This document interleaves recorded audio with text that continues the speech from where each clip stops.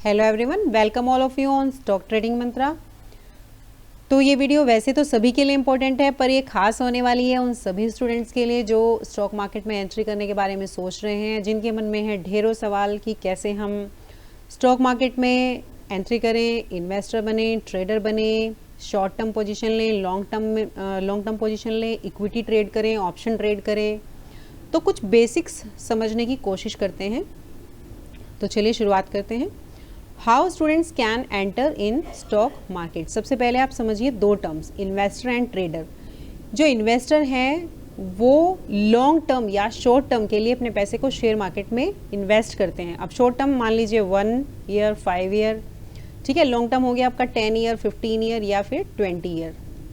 और ये किस तरह से इन्वेस्ट करते हैं, या तो SIPs के माध्यम से इन्वेस्ट करते हैं, SIPs, या फिर ये एक लमसम अमाउंट इन्वेस्ट करते हैं, लमसम, ठीक है। लमसम बोले तो 10 के एक बार कर दिया, फिर 5 के, फिर जब भी इनके पास 2-4 महीने में फिर 5 के हुए तभी इन्होंने कर दिया। इस तरह से ये हर साल कुछ ना कुछ इन्वेस्ट करते रहते हैं, ठीक है, या हर महीने कुछ ना कुछ इन्वेस्ट करते रहते हैं, ठीक।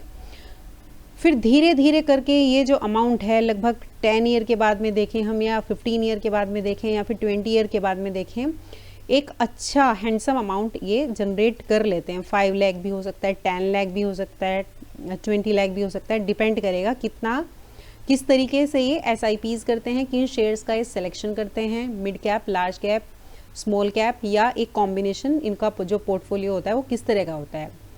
तो पोर्टफोलियोज़ के बारे में भी हम आने वाले वीडियोज़ में डिस्कस करने वाले हैं। अब ये जो इन्वेस्टर हैं ये बार बार अपने पैसे को निकालते नहीं, ये सिर्फ इन्वेस्ट करते रहते हैं, ऐड करते रहते हैं, ठीक है। शेयर मार्केट में पैसा इन्वेस्ट करते रहते हैं। अब दूसरी जो कैटेगरी होती है वो होती है ट्रेडर। अब जो ट्रेडर हैं वो लॉन्ग टर्म के लिए अपना पैसा शेयर मार्केट में नहीं लगाते। उनका जो मेन मोटिव होता है, आप समझिए कि मैं पैसा लगाऊं, थोड़ा सा प्रॉफिट आए, उसको बुक करूं, फिर हो सकता है उनको उसमें से कुछ पैसे की रिक्वायरमेंट किसी काम के लिए, कुछ उसमें से थोड़ा सा वो यूज़ करें, बचे हुए पैसे को फिर वो ट्रेडिंग में लगाएं, और इस तरह से, या फिर उस प्रॉफिट को भी अपने उस मेन अमाउंट के साथ वो फिर से स्टॉक मार्केट में लगाएं, कुछ पोजीशंस लें, फिर प्रॉफिट लेकर के अपनी उन पोजीशंस को वो स्क्वायर ऑफ कर दें, फिर नई पोजीशन लें, फिर स्क्वायर ऑफ कर दें। तो इस तरह से वो छोटे छोटे प्रॉफिट्स जनरेट करते रहते हैं अपनी एक साइड इनकम के लिए, या कह लीजिए कुछ पॉकेट मनी के लिए वो ट्रेडिंग करते हैं।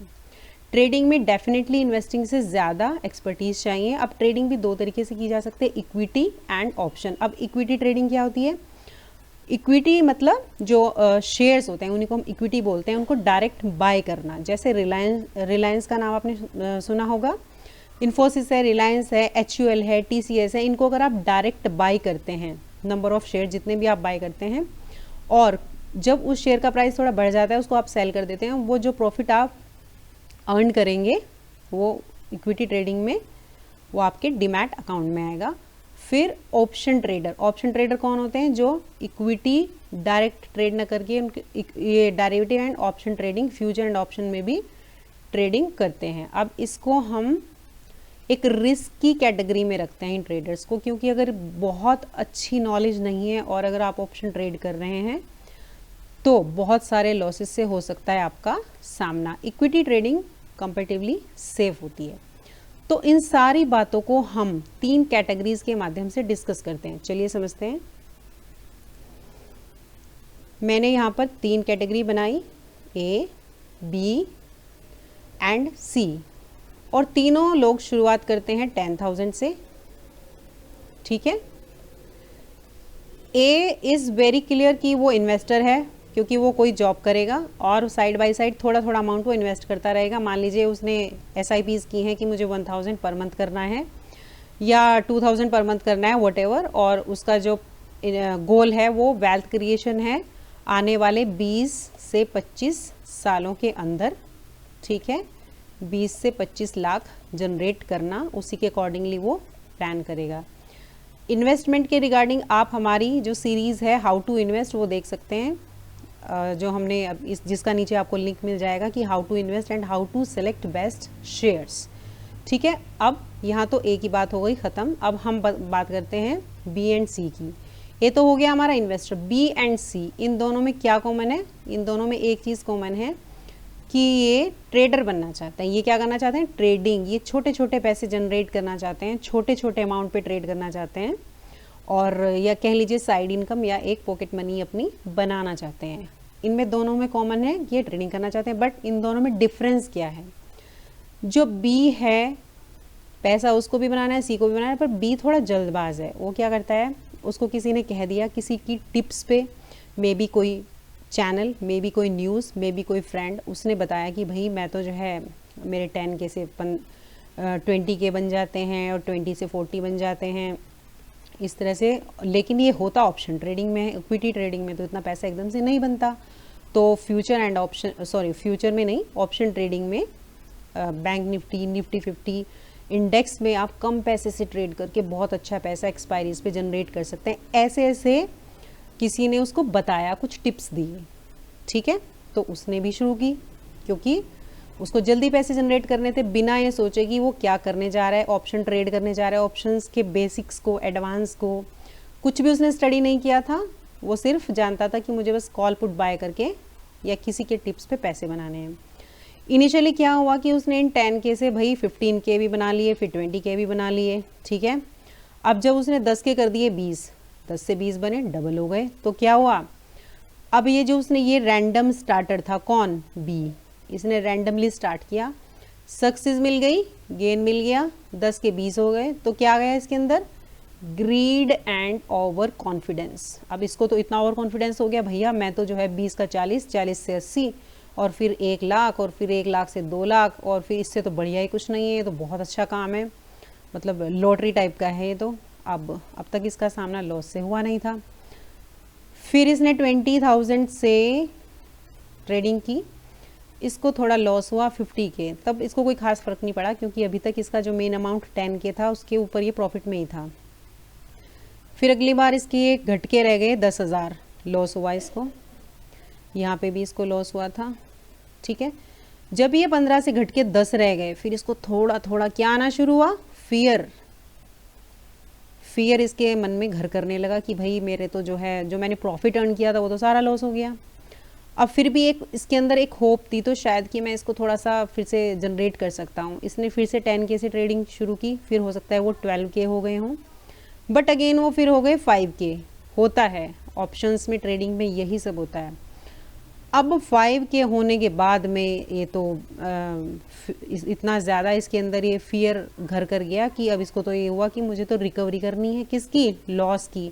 मैंने 10 के क्या कर दिए, 5, अब मुझे क्या करनी है, अब इसका टारगेट हो गया कि मुझे इन 5 से वापस 10 बनाने हैं। अब इसने जो है OTMs ट्रेड करना शुरू कर दिया, किसी टिप वाले के माध्यम से, किसी ने, दोस्त ने या जो भी है, इसको टिप्स दिए कि आप ये बाय करो, इतना हो जाएगा। फिर धीरे धीरे इसने इन 5K को भी 2K कर लिया, फिर और इसको धीरे धीरे धीरे धीरे रिकवरी, लॉसेस, ये सब होते रहे। चूँकि इसका ना तो अपने इमोशंस पे कंट्रोल था, लॉस अगर किसी पोजीशन में होता था तो ये एग्जिट नहीं कर पाता था, उसको लेकर के बैठा रहता था, शायद मार्केट यहाँ से घूम जाए, शायद कुछ हो जाए, तो नियर टू ज़ीरो इसने अमाउंट कर लिया। क्यों?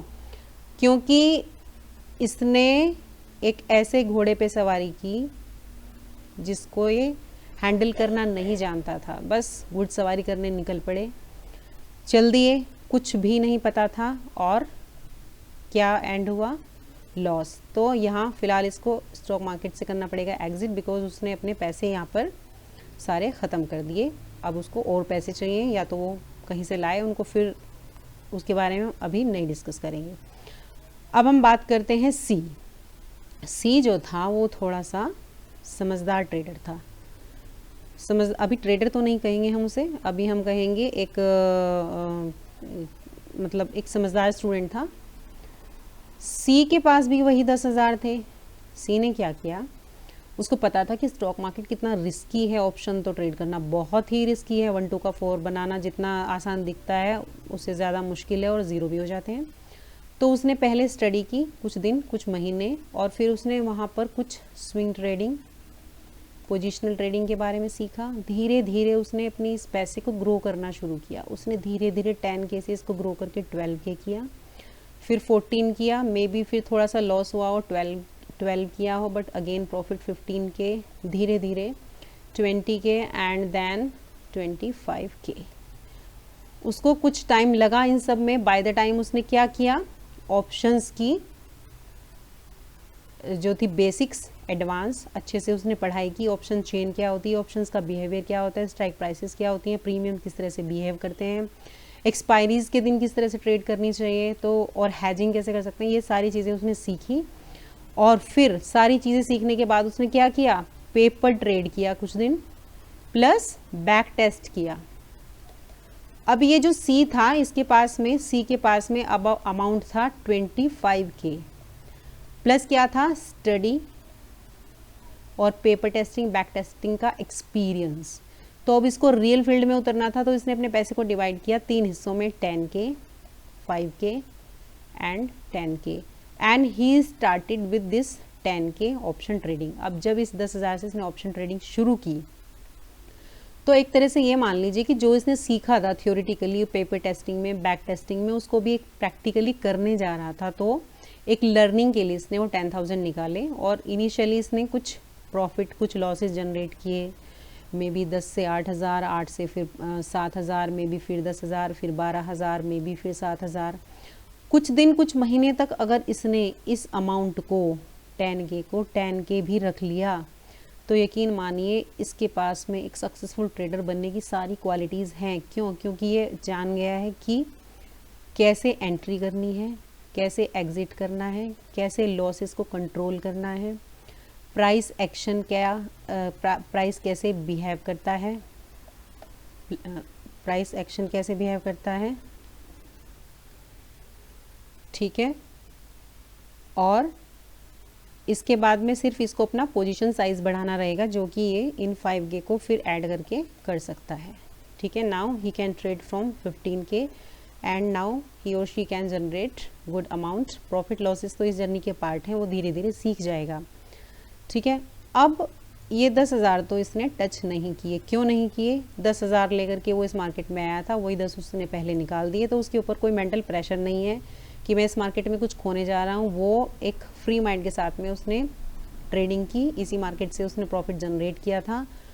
और अगर आपने ऐसा कर लिया, आप ये मत सोचिएगा कि ये 2 दिन या 4 दिन में होने वाला है, इट विल टेक टाइम, ठीक है।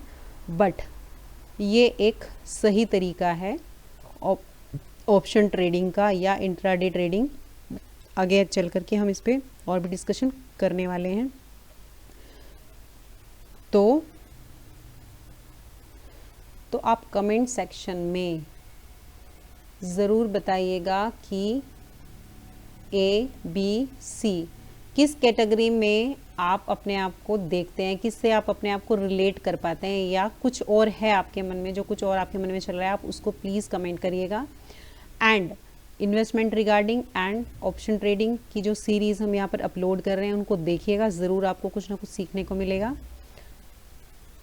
एक छोटा सा एग्जांपल स्विंग ट्रेडिंग का मैं एक स्टॉक के माध्यम से आपको बताना चाहूँगी। ये चार्ट मेरे सामने जो है वो है TCS का, टाटा कंसल्टेंसी सर्विसेज, जिसमें मैंने भी पोजीशन ली थी और मेरी पोजीशन अभी कंटिन्यू है। देखिए स्विंग्स कैसे बनते हैं, आप देखिएगा, ये एक स्विंग है, ठीक है, देन दिस इज, ठीक है। अब अगर आप यहाँ कहीं एग्जैक्ट बॉटम पे आप बाय नहीं कर सकते। मान लीजिए इस जोन में मैं बात करती हूँ, इस जोन में कहीं आपने बाय किया और आपने ये हम अपने टेक्निकल्स में देखेंगे कि हम एंट्रीज कैसे लेते हैं। डब्ल्यू पैटर्न बन रहा है यहाँ पर, डब्ल्यू पैटर्न की नेक को इसने क्रॉस किया तो हमारी एंट्री कंफर्म हो जाती है। और कहीं यहाँ पर जब इसने रेड कैंडल दिया, you can exit now, this is a symbol कि अब यहाँ से ये गिर सकता है, तो यहाँ पे आप सेल कर देंगे। तो यहाँ पे इसका प्राइस देखेंगे, आप देखिएगा 3500 के आसपास है और यहाँ पर इसका प्राइस है 3900, ठीक है। 3500 3900 कितना डिफरेंस है? What is the difference? 3900 minus 3500 becomes 400, ठीक है। अगर आप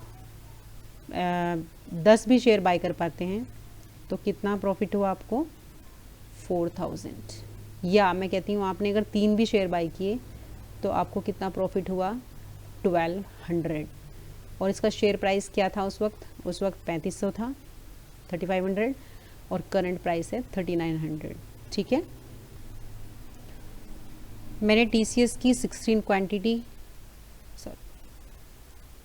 देखिए मैंने TCS की 16 क्वांटिटी बाई की थी। प्राइस मैंने अभी आपको दिखाया 3400 के आसपास। लास्ट ट्रेडेड प्राइस LTP होता है, लास्ट ट्रेडेड प्राइस, मतलब अभी जो करंट प्राइस चल रहा है जिस पर आज जो है क्लोजिंग हुई है, दैट इज़ 3915। तो डिफरेंस कितना हो गया 500 रुपीज़ पर शेयर, रुपीज़ 500 पर शेयर। तो मैंने 16 क्वांटिटी खरीदी, 16 इंटू 500 तो तकरीबन 8000। वही आप यहाँ देख पा रहे हैं 8236 का प्रॉफिट, जो कि 15% है। ठीक है, इस तरह से आप स्विंग्स कैप्चर कर सकते हैं।